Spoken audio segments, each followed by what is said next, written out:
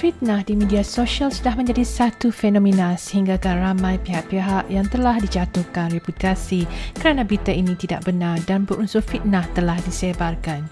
Oleh itu, sebagai pesanan khidmat masyarakat, kami di Tetua Nur Maidin & Co. ingin mengajak penonton bersama-sama mengetahui apakah undang-undang berhubung fitnah di Malaysia.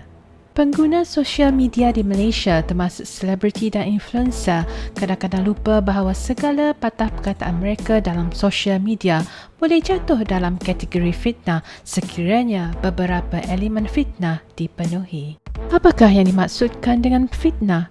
Maksud mudah bagi fitnah ini adalah satu kondisi yang berlaku apabila sesuatu perkataan itu dituturkan, diterbitkan dan diluahkan kepada individu atau orang ramai sehingga boleh menyebabkan kerosakan reputasi, kecederaan kepada imej, kerugian kepada harta benda kepada orang yang ditujukan, dirujukkan, disindirkan perkataan tersebut.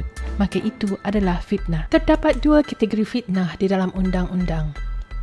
Pertama, slander. Slander ialah satu bentuk kenyataan berunsur fitnah yang dibuat dalam bentuk tidak kekal. Sebagai contoh, pertuturan atau perbualan.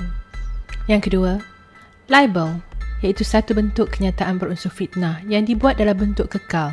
Contoh, penerbitan dalam Facebook, akhbar ataupun Instagram.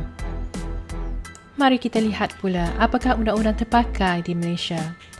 Kes fitnah boleh menjadi kes kesalahan sivil di bawah Akta Fitnah 1957 atau menjadi kesalahan jenayah di bawah Seksyen 499 sehingga 502 Kanun Kesiasaan. Terdapat tiga kriteria utama yang akan dinilai oleh mahkamah dalam menentukan sama ada terdapatnya keadaan fitnah. Yang pertama, terdapatnya perkataan berunsur fitnah. Yang kedua, perkataan tersebut hendaklah jelas ditujukan kepada pengadu iaitu pihak yang telah difitnah.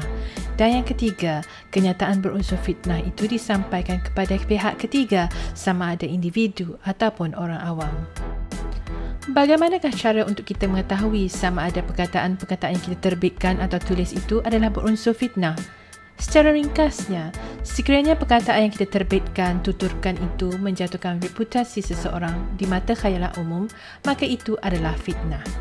Sebagai contoh, di dalam sebuah Instagram story, seseorang mendedahkan kepada umum di dalam perbualan WhatsApp mengatakan bahawa EBL dah mess up di Itali dan nama Malaysia perlu dibersihkan. Sedangkan itu tidak benar, maka itu adalah terbitan fitnah.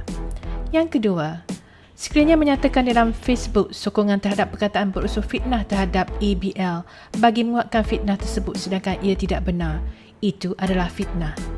Dan yang ketiga, membuat live Instagram ataupun Facebook berkenaan dengan ABL bagi penyebaran atau sokongan fitnah terhadap ABL sedangkan itu tidak benar, maka itu adalah juga fitnah.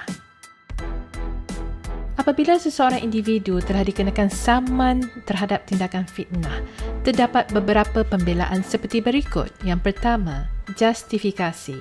Ini bermakna perkataan tersebut benar berlaku dan bukan rekaan atau penyedap cerita.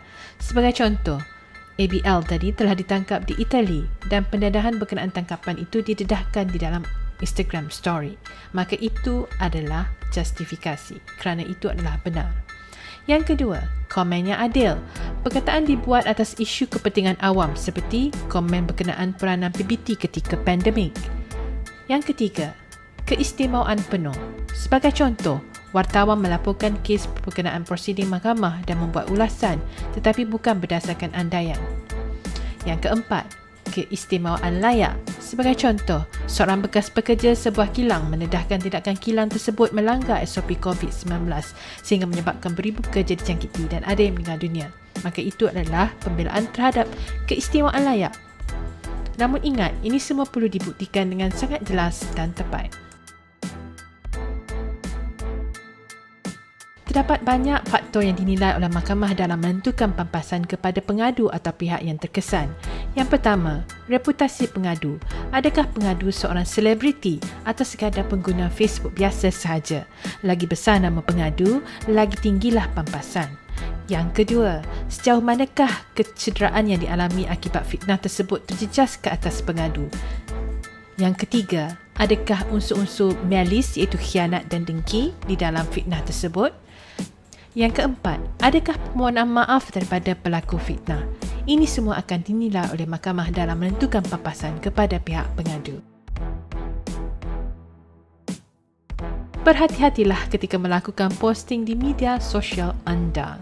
Sekiranya anda memerlukan bantuan, hubungi kami di nombor-nombor telefon yang berikut. Berhati-hatilah dan jaga diri anda.